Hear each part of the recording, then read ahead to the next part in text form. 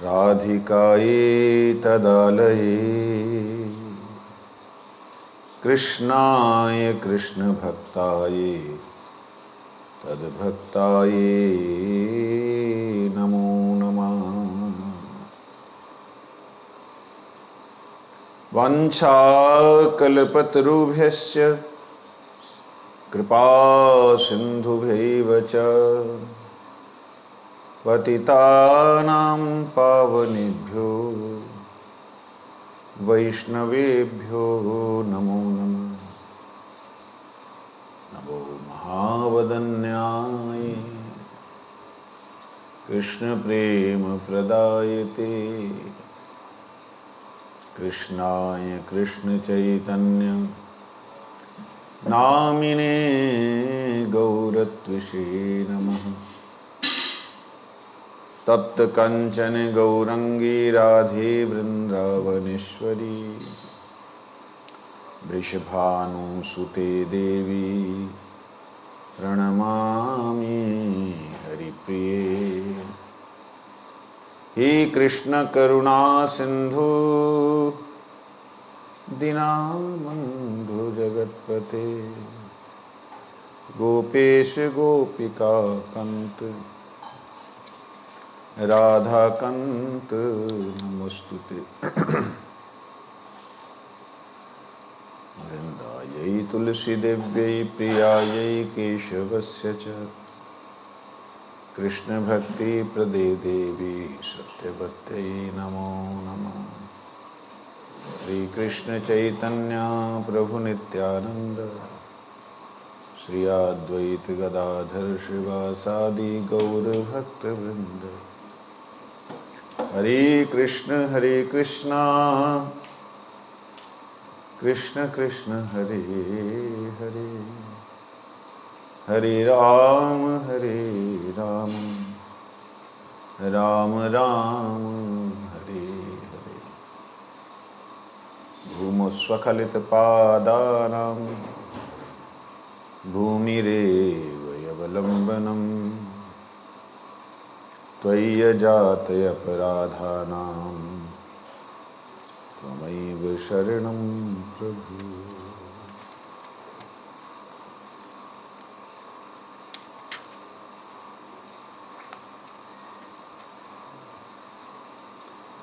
श्री तत्व संदर्भ।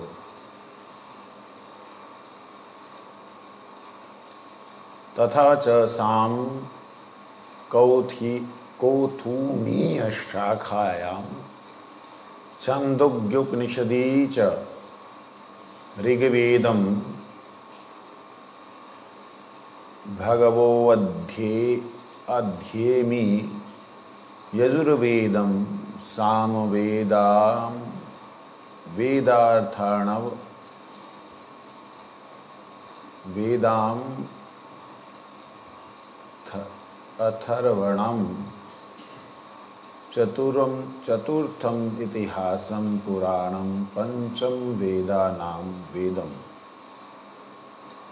छांदोग्य उपनिषद में ये स्वीकार किया है। क्या कि ये कौथुमीय शाखा है जो है वो सामवेद की जो शाखा है, कौथुमीय शाखा, ऋषि उनकी शाखा है। उसका उदाहरण दिया यहाँ पे, उसका प्रमाण दिया यहाँ। अतैव अस्य महतो भूतस्य इत्यादा वितिहास इत्यादि वितिहास पुराणयोश्चतुर्णा मेवान्तु भूतत्व कल्पनया प्रसिद्ध प्रत्याख्यानं निरस्तं तदुक्तं ब्रह्मयं पुराणं प्रथम इति।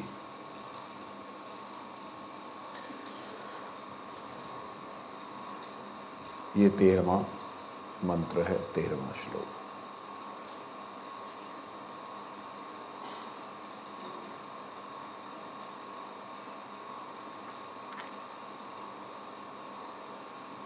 कल हमने श्रवण किया था कि जो पुराण हैं वो पुराणों को भी हमें ऐसे ही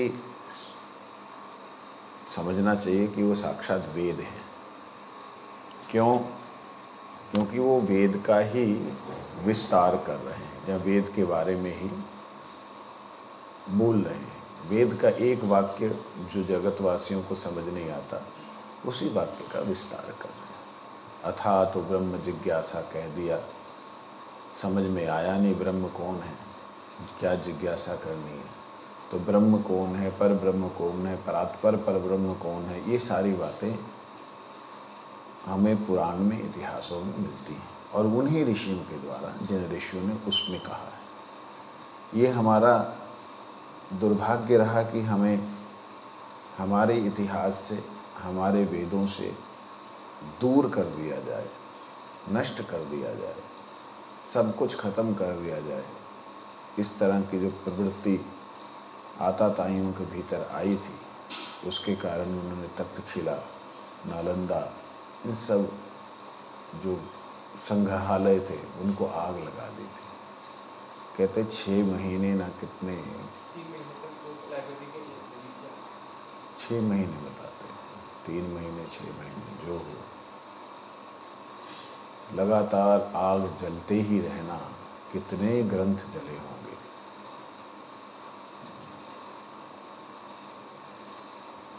अब उन वेदों की शाखाएं हमारे पास कितनी बची हैं, और जो बची हैं उनको अब कुछ लोग मिलावटी मिलावटी मिलावटी मिलावटी बोल करके, मैं तो जो लोग इसे मिलावटी कहते हैं ना, मेरे को लगता है कहीं ना कहीं ये उनके द्वारा प्रभावित है।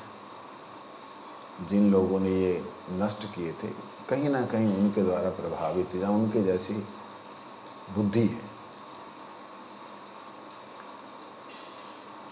क्योंकि हमारे पास जो शब्द आ रहे हैं, जो उसका तत्व आ रहा है, उसे हमें स्वीकार करना चाहिए। किसी ने रिसेंटली, कुछ दिन पहले की बात है, किसी ने बोला, बोलने वाला मुसलमान,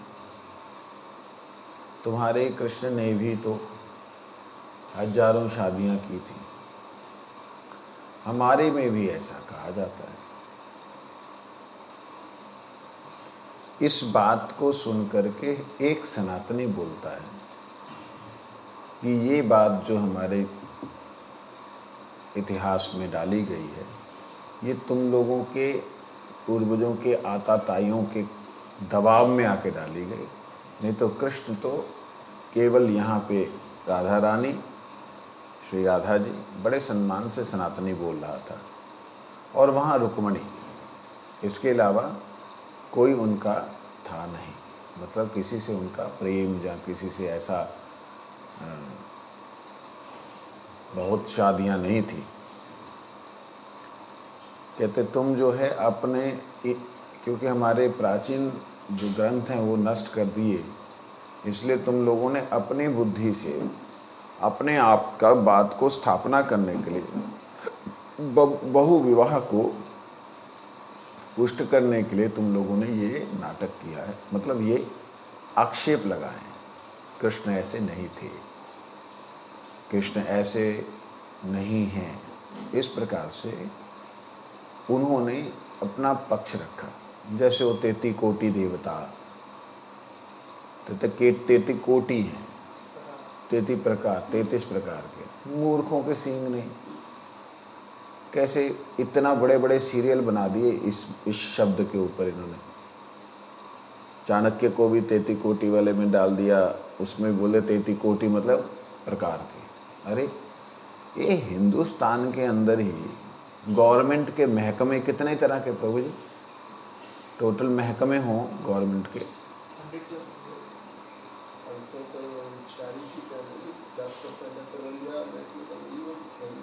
कितने महकमे, सफाई वाले से लेकर के एकदम राष्ट्रपति तक के कितने महकमे हैं? वो तो बहुत ज़्यादा है। उनकी बात कर रहा हूँ मैं। कितने? 200 से ऊपर है। 200 से ऊपर महकमे हैं। महकमे का क्या होता है हिंदी? हिंदी विभाग। केवल इतनी तरह के कर्मचारी लोग हैं 200 से ऊपर। क्यों स्वामी जी? ये सारा ये कैसे हो सकता है? कर्मचारी मैं ना मेरा जो कहने का अभिप्राय उसको समझिए। आपके केवल एक ही डिपार्टमेंट के अंदर तो 15-20 महकमे होते हैं। ऑफिसर रैंक होता है, देन उसके नीचे रैंक होता है, देन उसका पोजीशंस कोई रैंक बोलते हैं, पोजीशन कोई विभाग बोलते हैं। विभाग एक तो हो गया जल विभाग, ये विभाग, वो विभाग, ये एक तो ये विभाग हो गए, और इनके अंदर कोई अधिकारी हो गए। अब ये देखेंगे अगर विचार करके, छोटा सा देश, छोटे से देश को चलाने के लिए गवर्नमेंट के एम्प्लॉयज डायरेक्ट और इनडायरेक्ट, सीधे सीधे या व्यतिरेक भाव से, दूसरे तरीके से, कितनी तरह के तो कोटि हैं, कितनी कोटि हैं, मतलब ये वाली कोटि, इन लोगों की कोटि, कितनी कोटियां हैं इनमें, अलग अलग अलग अलग। ठीक है, खुदाई करने वाला खुदाई करने वाला, वो खुदाई डिपार्टमेंट है, वो भी पाइपलाइन की खुदाई वाला, तार लाइन की खुदाई वाला, कितनी कोटियां हैं इसमें, मतलब प्रकार कितने हैं। अब एम्प्लॉयमेंट सिस्टम में जाएंगे तो कितने एम्प्लॉयज हो जाएंगे, कितने कर्मचारी हो जाएंगे, करोड़ों में आएंगे, लाखों में नहीं, करोड़ों में बैठेंगे।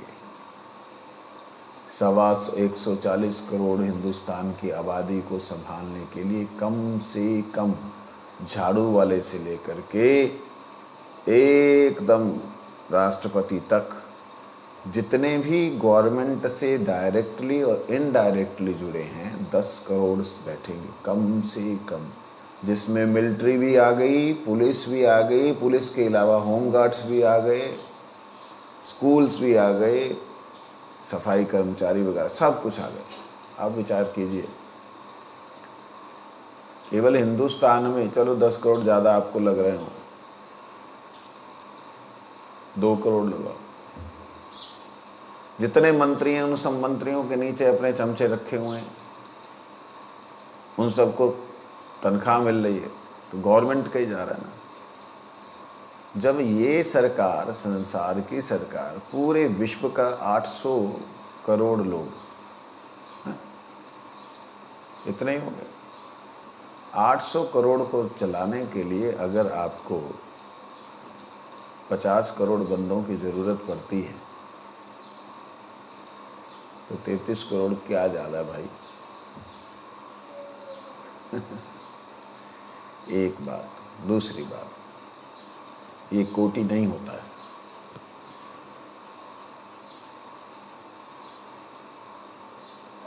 अप्सराएं हैं, उन्हें भी देव ही माना गया है। जितने भी देने वाली शक्ति है उन्हें देवता कहा जाता है। हमारे यहाँ पे पितृदेवो भव, मातृदेवो भव, गुरु देवो भव, अतिथि देवो भव, वहाँ तक को लिया गया है देवता के रूप में। केवल सनातन धर्म को सुरक्षित करने के उद्देश्य से कुछ लोगों ने इसे कोटि, करोड़ को उठा करके कोटि में डाल दिया कि सनातन धर्म की निंदा ना करें ये लोग। अरे निंदा की बात, ये तो प्रशंसनीय है कि हमारे यहाँ पे इतना विस्तार से बताया गया कि इतने ब्रह्मांड हैं, एक एक ब्रह्मांड में अनंत अनंत जीव हैं। उन अनंत अनंत जीवों को समझने समझाने के लिए उनकी भाषा, जो कि अभिमान युक्त भाषा है, उनकी भाषा के अनुसार समझने समझाने के लिए कितने लोगों की जरूरत होनी चाहिए। क्यों जी? इसलिए करोड़ हैं तो करोड़ हैं, हाँ, एक ने ये बात कही थी तो वो बात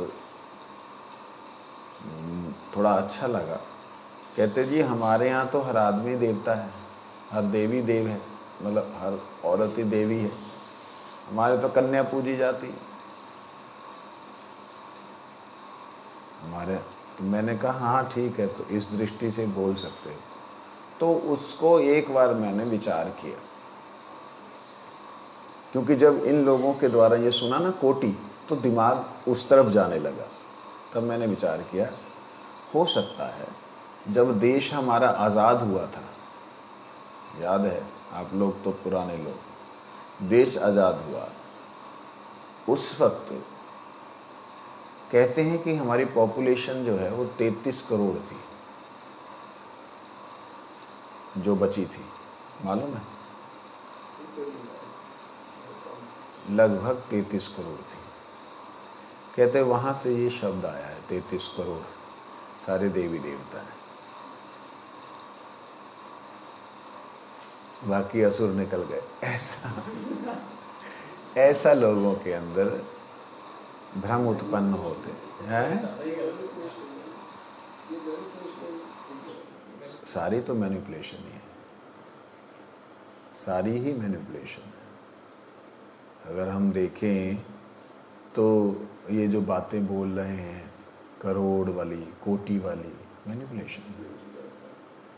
कृष्ण ने जो भौमासुर था, नरकासुर, उससे राजकन्याओं को मुक्त करा के पहले एक बार सीता रावण के यहाँ रही तो लोगों ने कलंक लगाया, तो भगवान राम ने संकल्प लिया कि अगले उसमें कोई भी इस प्रकार से असुर या कोई भी दुष्ट व्यक्ति ले जाए उसे मैं ही आश्रय दूंगा। भगवान श्री राम का संकल्प। एक सिया को कष्ट मिला और वो सिया आ भी नहीं पाई। इस तरीके से एक भावनात्मक ये बतला रहा हूँ। तो उसी भाव को लेकर के भगवान जब आए तो उस वक्त ये 16,000 जो कन्याओं की बात है, ये बात सत्य है। ये केवल 8 के साथ विवाह किया जाए, 1 के साथ विवाह किया, ऐसा नहीं है। 16,000 के साथ विवाह किया। जहाँ ये बात लिखी है आपको समझ नहीं आता, वहीं आगे पढ़िए। 16,000 के साथ में 16,000 महल बना के रहे। क्या? 16,000 महल, 16,000 रूप बना के रहे भगवान। जब आप ये सोचने लगोगे कि वो मनुष्य हैं, ऐसा नहीं कर सकते, तब तुम्हारे वाला सिद्धांत ठीक है कि भाई एक ही विवाह किया, सिद्धांत ठीक है। लेकिन जहाँ पे उन्हें भगवान कहा, सर्वशक्तिमान कहा, सर्वनियंता कहा, सर्वप्रभु कहा, वहाँ पर ये बात लिखी है उसी ग्रंथ में। तुम नहीं मान सकते, तुम नास्तिक हो और सनातन धर्म के रक्षा करने की बात करते हो। कृष्ण को परमेश्वर, परमात्मा, सर्वशक्तिमान नहीं मान सकते कि एक ही क्षण में वो अनंत रूपों में प्रकट हो सकते हैं। जब नहीं मान सकते तो कृष्ण के विषय में बात मत करो, क्योंकि अगर बात करनी है तो शास्त्र को स्वीकार करके ही करनी है। वो लोग कृष्ण को एक मनुष्य मान करके, हमारे महापुरुष हैं उनकी निंदा हो रही है, इस दृष्टि से वो लोग कहते कि हाँ उनके विवाह इतने नहीं हुए थे। ये कौन लोग हैं? आर्य समाजी लोग हैं। नाम सनातन का लेकर के कि हम सनातन धर्म की रक्षा की बात कर रहे हैं। मैंने सत्यार्थ प्रकाश पढ़ा था। उस समय जिन्हें महर्षि कहा गया, महर्षि दयानंद, जिन्हें कहा गया लोगों के द्वारा, उन महर्षि को ब्रह्म का इतना भी ज्ञान नहीं था कि ब्रह्म सर्वत्र है। जिसने चूहे में शिव के गणों को ना देख लिया हो, चूहे को एक स्वतंत्र जीव समझ करके वो चोरी करके ले जा रहा है, इस प्रकार की दुर्बुद्धि पाली हो, उसको क्या कहेंगे? महर्षि कैसे कह सकते हैं? महर्षि वो है जिसने प्रत्येक तत्व के अंदर चेतनता अर्थात परमात्मा की शक्ति को देख लिया। जब परमात्मा की शक्ति प्रत्येक जीव में जीवित है, क्रियाशील है, तो आप ये क्यों नहीं माना? आपने ये क्यों नहीं समझा कि शिव की इच्छा से उनके गण प्रसाद लेके जा रहे हैं? गण क्यों नहीं है वो? जब हम गणेश की सवारी चूहे को बोलते हैं तो ले जा रहा, ले जाने देते ना। नेगेटिव थॉट क्यों आया? क्योंकि आप मुसलमानों के द्वारा क्लांत थे, आप मुसलमानों के द्वारा, उनकी हिंसा के द्वारा आपके हृदय में था कि कैसे विरोध किया जाए, उनका, मुसलमानों का विरोध कैसे किया जाए। तो आपने ये तरीका अपनाया कि ठीक है, ये मूर्तियां जो वो लोग नातस्य प्रतिमास्ति इत्यादि वाक्य बोलते हैं, तो आपने ये एक तरीका अपनाया। हाँ ठीक है, उसमें प्राण नहीं, मूर्ति में प्राण नहीं, बोल दिया। अरे आप इतने विद्वान हो करके ये बात कैसे बोल सकते हो? एक तत्व दूसरे तत्व से जुड़ा हुआ है, वो जुड़े होने का कारण ही तो जीव है, आत्मा है, और आत्मा परमात्मा की शक्ति है, इसे अस्वीकार कैसे कर सकते हैं? उन्हें बहुत समाज का सुधार किया, दयानंद जी ने बड़ा समाज का सुधार किया, परंतु जो पक्ष परमात्मा पक्ष था उसको वो समझ नहीं पाए, और उसके कारण से उनकी परंपरा में आए लोग इस प्रकार से कृष्ण का एक विवाह हुआ, बाकी सब जो है एडल्ट्रेशन है, मतलब मिलावट हुई है ग्रंथों में। अंग्रेजों ने मिलावट की है, मुसलमानों ने मिलावट की, ऐसे करके वो मुसलमान मिलावट क्यों करेंगे भाई? वो तो सीधा जलाएंगे। मिलावट क्यों करवाएंगे? वो सीधा जलवाएंगे। नहीं, वहाँ मिलावट हुई है, ऐसा वैसा वो हुआ भी है, कई कई जगह पे हुआ है। तो कहने का अभिप्राय, मूल बात पे हम आए कि जो यहाँ पर कही जा रही है बात कि परमात्मा को समझने के लिए 6 अंग हैं, वेद के 6 अंग हैं। वो 6 अंग कौन कौन से हैं? ये बातें जो हम सुन रहे हैं, इसको कोई बोले ये कपोल कल्पित है, वो व्यक्ति की क्या उसे बोला जाए? बोल नहीं सकते, मूर्ख व्यक्ति है। इसीलिए जितनी भी बातें शास्त्रों में हमारे लिखी हैं वो बातें पूर्णतया सत्य है। समझ में नहीं आता तो आप हमारे जैसे किसी व्यक्ति के पास आओ जो आपको समझाए। कोई भी बात असत्य नहीं।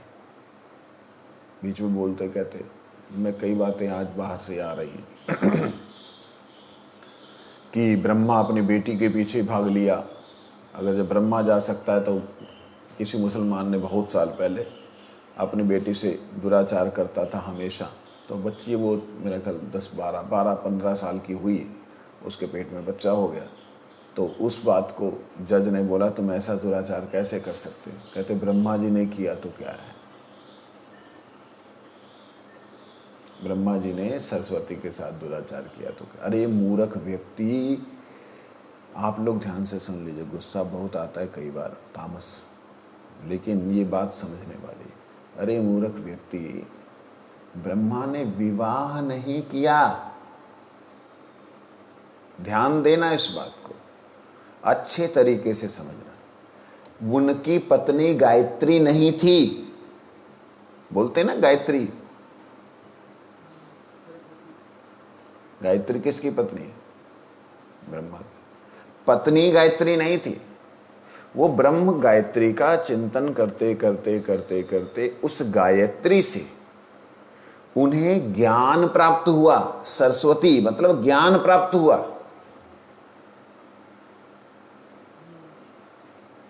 और वह ज्ञान कैसा था? चारों वेद के स्वरूप में वह ज्ञान प्राप्त हुआ सरस्वती के रूप में। अब उन वेदों को अर्थात उस ज्ञान को अपनी ही बनाई हुई कृति, अपनी ही बनाए हुए ज्ञान का जो मतलब अक्षरों का, शब्दों का जो स्वरूप है, उसे देख के मोहित हुए। मोहित होकर के उसके पीछे जाने लगे मतलब यह है कि उस ज्ञान के प्रति मोहित होकर के ज्ञान के रूप में जो सरस्वती, जिसे हम सरस्वती मां कहते हैं, वो जब जाने लगे उसके तरफ तो उन्हें सरस्वती का दर्शन हुआ, साक्षात सरस्वती का दर्शन, और उसके प्रति मोहित होकर के कामातुर हो गए। ये बातें जो बोली जाती हैं ये गलत है, क्योंकि कहीं भी ऐसा मतलब वर्णन नहीं है कि वो ब्रह्मा जी जो हैं वो उनके पेट से पैदा हुए ब्रह्मा जी की, या गायत्री से पैदा हुई पुत्री, ऐसा कहीं वर्णन नहीं। आप कहीं दिखला नहीं सकते हैं कि ब्रह्मा जी से जो पुत्र उत्पन्न हुए हैं वो गायत्री से पैदा हुए हैं, नहीं दिखला सकते। गायत्री का मतलब सामर्थ्य, ब्राह्मण का ब्राह्मणत्व, जो उसका पौरुष है वो गायत्री है। प्रत्येक ब्राह्मण की जो शक्ति है वो गायत्री है। अगर वह गायत्री का जप नहीं करेगा तो उसकी शक्ति खत्म हो जाएगी। ये ब्रह्मा विष्णु महेश, इनमें से आप एक का भी बतला दीजिए कि संसर्ग से पैदा हुए बच्चे, एक बताइए। चलिए, लक्ष्मी और विष्णु से कोई पैदा हुआ? भाई दोनों पति पत्नी हैं, विष्णु नपुंसक है, लक्ष्मी बांझ है। सोचने वाली बात है ना। अरे मूर्खो, ये लक्ष्मी और नारायण ये कोई तुम लोगों की तरह मलमूत्र को संबंध युक्त नहीं है। इन लोगों का एक दूसरे को देखने से पूर्ण ट्रांसफॉर्मेशन हो जाती है। लगी समझ बात? देखने मात्र से ट्रांसफॉर्मेशन हो जाती है, स्पर्श करने से तो अत्यंत उसकी सीमा नहीं है आनंद की, उस सीमा में प्रवेश हो जाते हैं। ये मलमूत्र के स्थान के साथ में हमारा जो संबंध होता है, उस संबंध को अत्यधिक मानने वाले लोग इस बात को नहीं समझ सकते। इन लोगों के मलमूत्र के स्थान नहीं हैं, समझ लीजिए। श्रीमन नारायण और लक्ष्मी मनुष्य शत्रुपा के बाद जिनका जन्म हुआ है, वहां से काममयी सृष्टि शुरू हुई है, वहां से वासनामयी सृष्टि शुरू हुई है। गायत्री के पीछे ना सरस्वती के पीछे भाग लिए, और सरस्वती से क्या मूर्ख लोग। हमारी का मंदिर है, वहाँ भी उससे इतिहास पूछो, ऐसे ही बोलते हैं। अब सोचने वाली बात है कि वहाँ के पुजारी जो है वो ऐसा बोलते हैं। ऐसे ही कृष्ण का जहाँ पे तीर लगा था, वहाँ पे वो स्थान बताते हैं कि यहाँ मर गए, शरीर छोड़ दिया, जलाया गया। इस प्रकार से मतलब ये कई एक चीज़ें हैं जो सुनते तो ऐसे लगता है कुछ तो मिलावट हुई है। वो उस समय ये कहा जा सकता है कि अपने धर्म को बचाने के लिए कुछ लोगों ने, जहाँ ऐसे दयानंद जैसे भ्रमित लोगों ने उसमें कुछ ऐड किया हो, जहाँ इन्होंने उसको निकाला हो, कुछ भी मतलब ये। तो कहने का मूल तात्पर्य ये है कि जो लोग वेद के अलावा अन्य शास्त्रों को नहीं मानते हैं, वो लोग इसको कैसे स्वीकार करेंगे कि बाह्यम पुराणम प्रथमम, ब्रह्म पुराणम प्रथमम। जो पुराण हैं, उन पुराणों को वेद की तरह कैसे स्वीकार करेंगे? कर ही नहीं सकते। उनके लिए प्रमाण सिद्ध हो ही नहीं रहे। इसलिए शास्त्रों की कई बातें जो हमारे तक आई हैं, उनमें कई बार ऐसे दिखता है जहाँ लगता है कि ये बात सही नहीं है, आत्मा गवाही नहीं देती, लगता है ऐसा। और जिसके कारण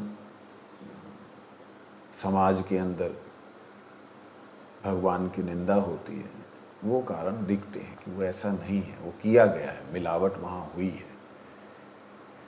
तो जो हो, यहाँ पर हमने कल श्रवण किया था, उसको आज 13वें श्लोक में आगे बढ़ते हैं। कहते हैं,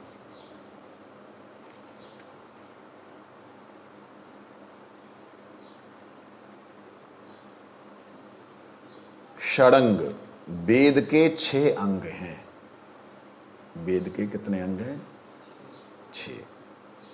शिक्षा, कल्पो, व्याकरण, निरुक्तम, ज्योतिषाम, चितिः, छंदश्चेति, षडंगनी, वेदानां वेदिका विदु। वैदिका विदु।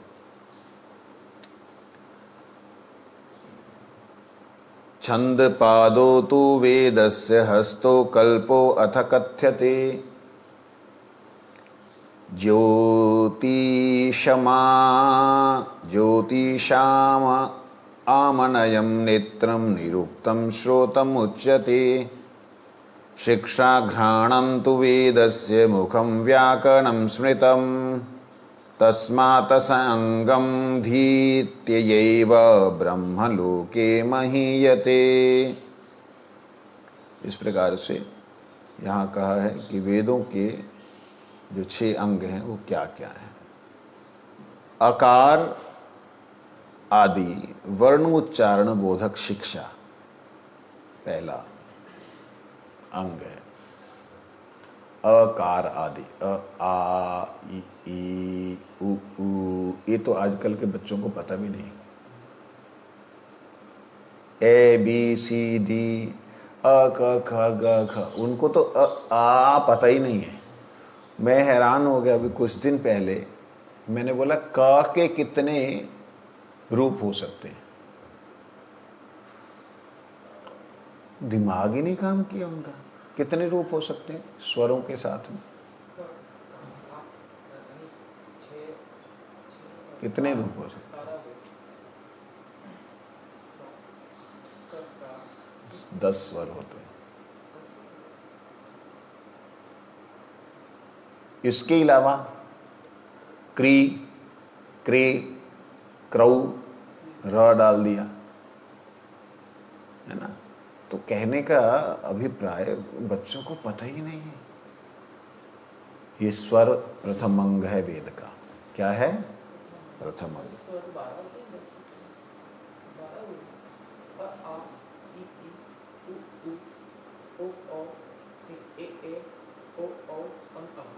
अंग आह जो है ना, वो स्वरों में नहीं आता।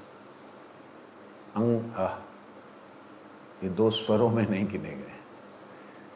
ये जैसे विसर्ग लग गए, अह, तो स्वर नहीं है ना। अह, स्वर नहीं है। स्वर में होता है छोटा बड़ा। अ, आ, ई, ये वो अनुस्वर है, वो स्वर नहीं है, अनुस्वर है। 2 ऊपर बिंदी लगी, अंग, अह, ये अनुस्वर है, इनको स्वर नहीं गिना जाए। तो उन सब को लगा के 12 क के जो हैं साधारण रूप बने स्वरों के साथ और अनुस्वर के साथ लगा करके कितने स्वर बन गए? 12। क के ऐसे कितने अक्षर हैं? 35 अक्षर। 35 ही? हिंदी के 35 और इंग्लिश के 35 और 35 के गुना कर दीजिए 12 से, कितना हो गया?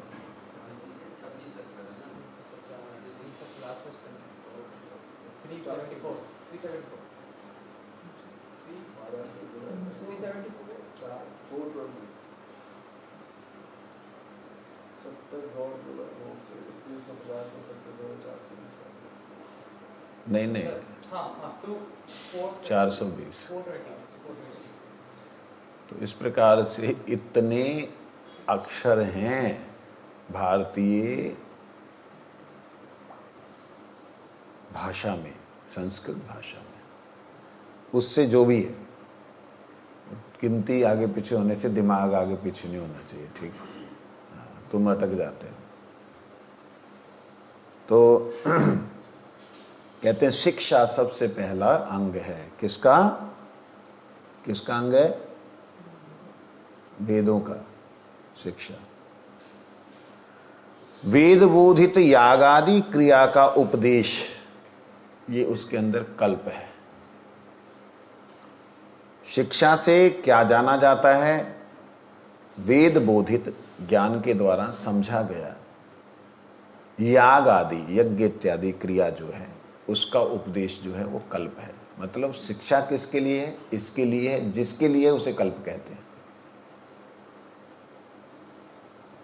साध्य साधन कृत कर्म क्रिया समास आदि का निरूपण, उसको कहते हैं व्याकरण।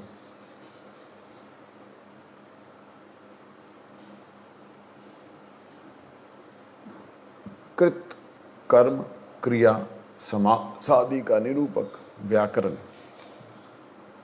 अंग्रेजी में जिसे ग्रामर कहते हैं। शाब्द बोधा अतिरिक्त कतिपय अर्थ निर्णायक को निरुक्ति कहते हैं।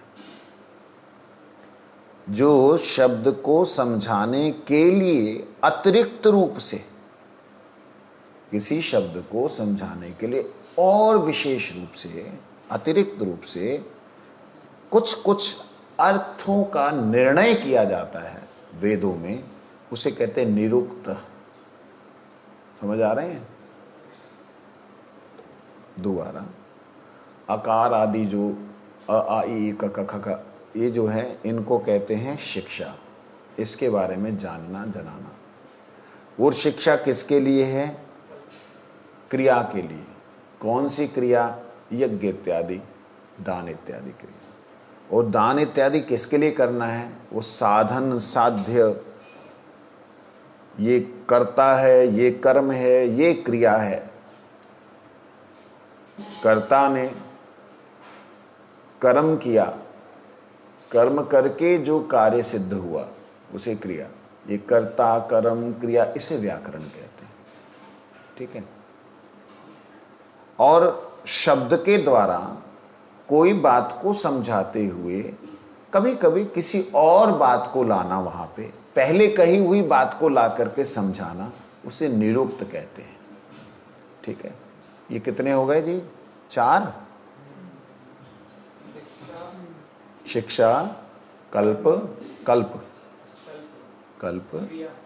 हाँ, शिक्षा, कल्प, व्याकरण और निरुक्त, 4। 5वां कहते हैं छंद।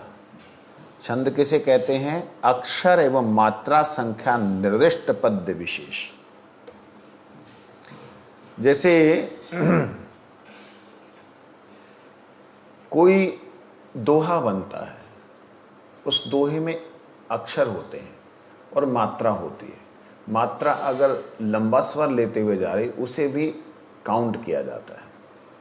ऐसे ही अगले पद्य में, ऐसे ही नीचे, ऐसे ऐसे। जैसे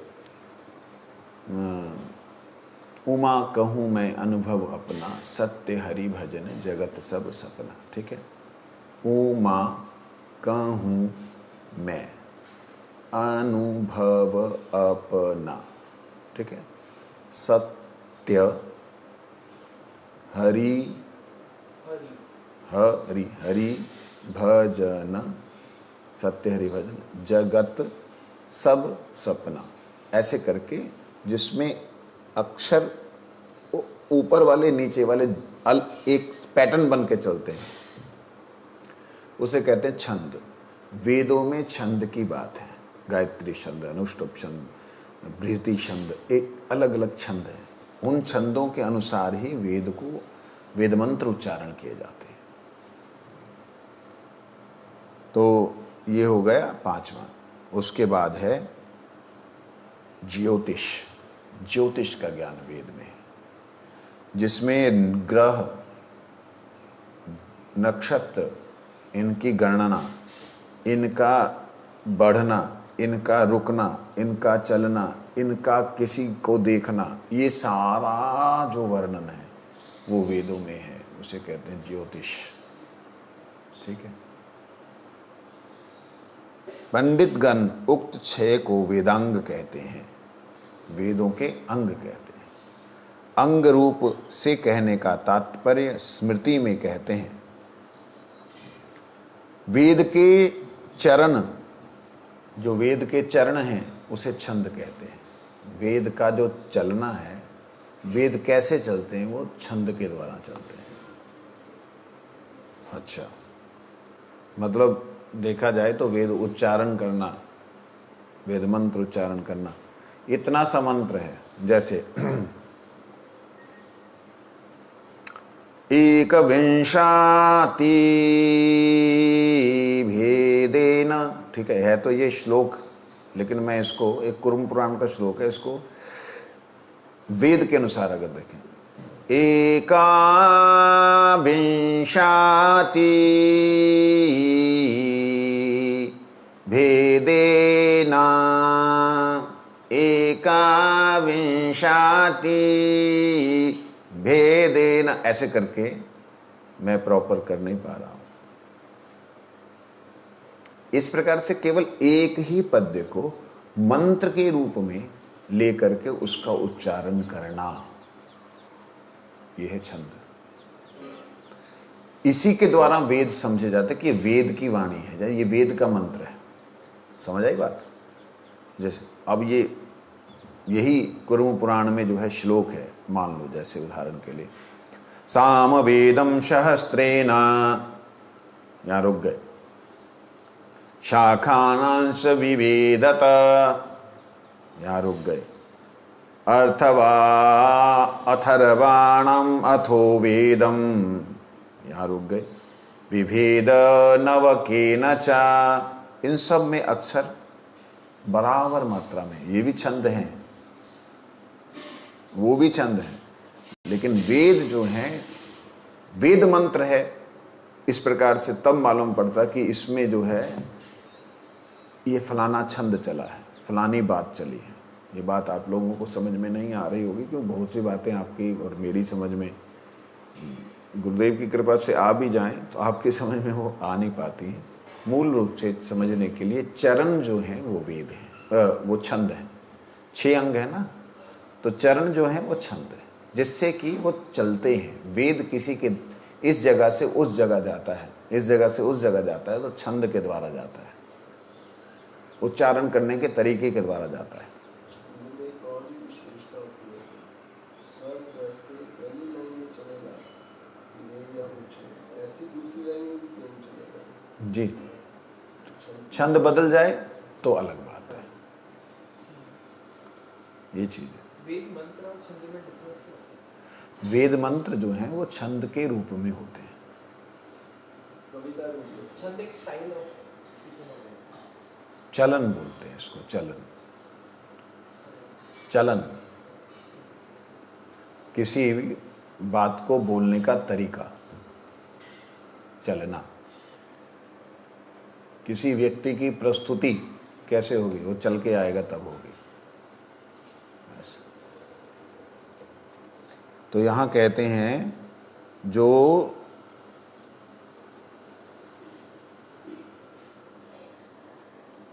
कहां चला गया, वेद के चरण छंद हैं, हाथ जो हैं वो कल्प हैं। चरण छंद हैं, हाथ कल्प। कल्प मतलब यज्ञ इत्यादि क्रिया। नेत्र जो हैं वो ज्योतिष हैं, जिसके द्वारा देखता है ये सही, ये गलत, ये समय, स्थान, ये सब। श्रोत निरुक्त हैं, कान जो है निरुक्त हैं, द्वारा जो किसी बात को समझाने के लिए किसी और विशेष बात को बीच में लाया जा, निरुक्त है। उसकी जो प्राण जो है वो शिक्षा, प्राण शिक्षा है। प्राण जो है, जो उच्चारण करने का ज्ञान है, वही उसका शिक्षा है, शिक्षा ही उसका ज्ञान। और मुख जो है वो व्याकरण है। कहते इस प्रकार से ऋषियों ने स्मृतियों में कहा है कि ये 6 अंगों का क्या क्या अर्थ है। पद क्रम, वेद का क्रम पाठ एवं पद पाठ ये द्विविध रीति प्रसिद्ध है। न्याय शास्त्रकारों के मत से वेदार्थ मीन शरीर अवच्छेदना भगवद वाक्य वेद। न्याय शास्त्रकार इस प्रकार से कहता है। वेदांत कहते हैं धर्म ब्रह्म प्रतिपादकम अपौरुषय वाक्यम वेद। ये अलग अलग लोगों ने वेदों के बारे में बोला है कि कौन किसे क्या कहता है। वेद क्या है? वेद हम जो पढ़ने के लिए जा रहे हैं, हम जो पढ़ रहे हैं, जो हम अध्ययन कर रहे हैं, वास्तविकता में हम वेद अध्ययन ही कर रहे हैं इस वक्त, जिसके बारे में मेरे साथ जुड़े हुए श्रोताओं ने कभी कल्पना भी नहीं की थी कि हम वेद भी पढ़ेंगे। तो ये वेदों के विषय में इस प्रकार का ही ज्ञान होता है। मतलब ये जो पढ़ाई है ये पीएचडी की पढ़ाई चल रही है आपकी, नहीं समझे? पीएचडी के भी ऊपर की पढ़ाई है, कम की नहीं, वो उसके भी ऊपर की पढ़ाई है। तो आइए यहाँ पर इस 13वें श्लोक का जो अर्थ है उसका मूल अर्थ पढ़ के आगे हम चलते हैं।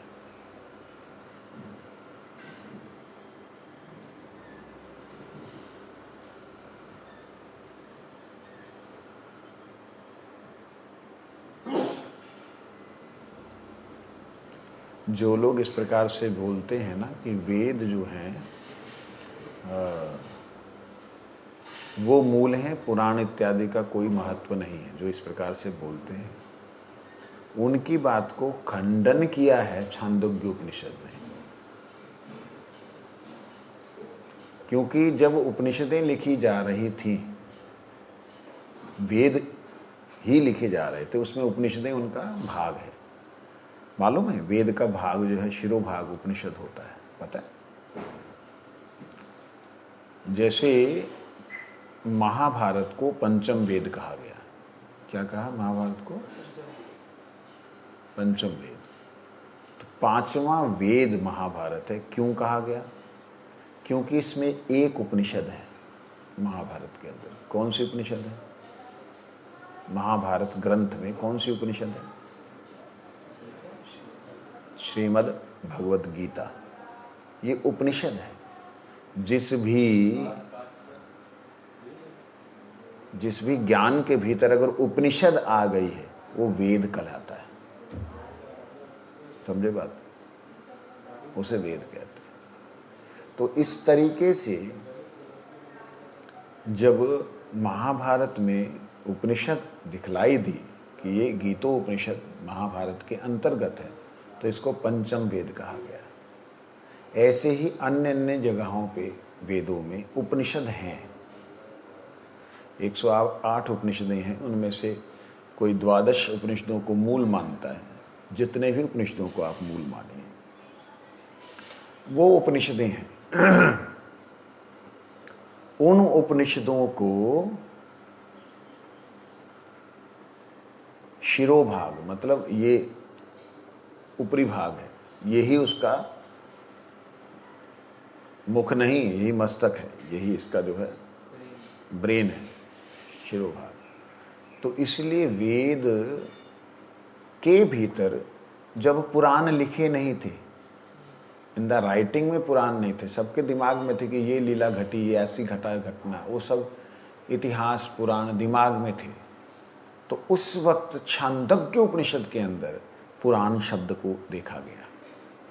तो जो लोग ये आर्य समाजी जो लोग बोलते हैं कि ये पुराण वगैरह पुराण इतिहास को हम नहीं मानते, ये वेद नहीं है, तो भैया छांदोग्य उपनिषद में कहाँ से आया ये शब्द? छांदोग्य में क्या कहता है?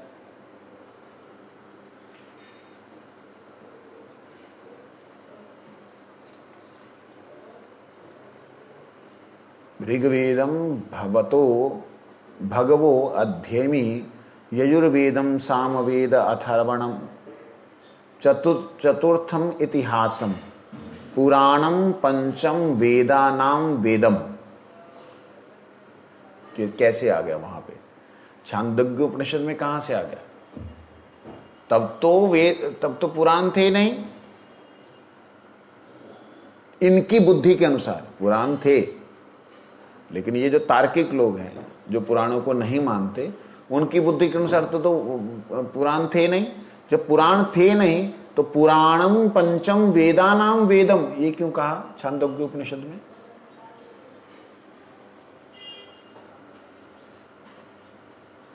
इसीलिए मैं कई बार बचपन में हम लोग खेलते खेलते बोलते थे, मूर्ख के अगर सींग होते तो बहुत अच्छा होता। पता लग जाता है। उससे बात ही नहीं करते। नहीं, वो ऐसा नहीं, वो फिर जब ये बात होती थी तो सुखदेव प्रभु, मुनि महाराज, मैं, भगवान दास, चंद्रशेखर प्रभु, देवकी नंदन, हम जब मजाक करते थे तो ये बोलते थे, मूर्खों के अगर सींग होते तो कितना अच्छा होता। तो मैं बोला, मैं अगर ब्रह्मा बनाना तो मैं सींग नहीं रखूंगा, सिस्टम ऐसा रखूंगा जैसे कोई मूर्खतापूर्ण बात करे कचक करके बाहर सींग निकले, पॉपअप हो, वो कहे मैंने गलती कर दी, सॉरी, क्षमा कर दो जी, अंदर। अगर नहीं माने तो सींग बढ़ते जाएं और लोग उससे दूर हटते जाएं। इस प्रकार से ये लोग मूर्खतापूर्ण कहते हैं, पुराणों को नहीं मानते हैं। हमारे परम पूजनीय श्री जीव गोस्वामी जी ने इस बात को उठाया कि अगर ऐसी बात है तो छांदोग्य उपनिषद में पहले कैसे आ गया? तब तो पुराण थे नहीं तुम्हारे अनुसार। पुराण तो आदिकाल से है, जब से सृष्टि हुई है। अच्छा, ब्रह्मा जी को जो ज्ञान मिला वो पुराण नहीं मानोगे उसे? ब्रह्म पुराण नहीं मानोगे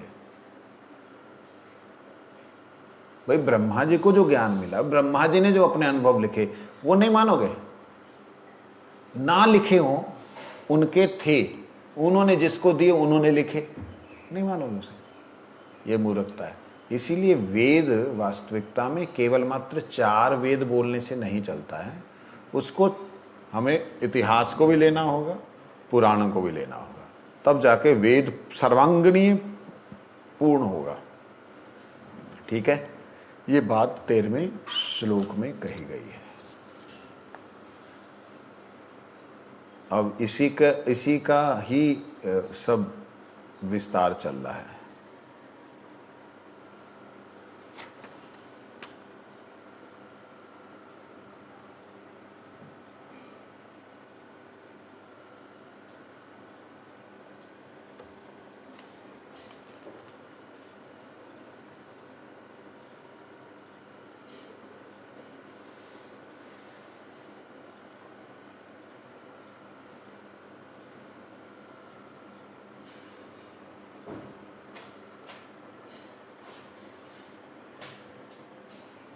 यहाँ पे ना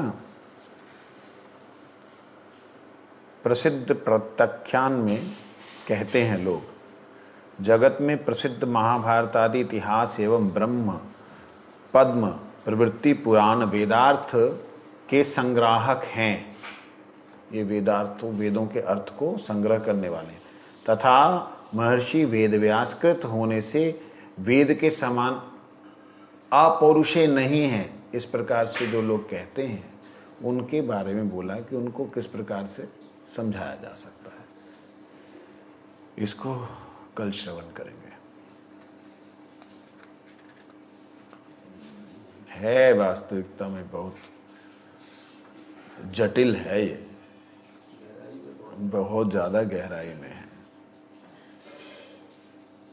कथा कहानियों की तरह नहीं है। मुझे अलग से बैठने का समय नहीं मिलता पढ़ने का।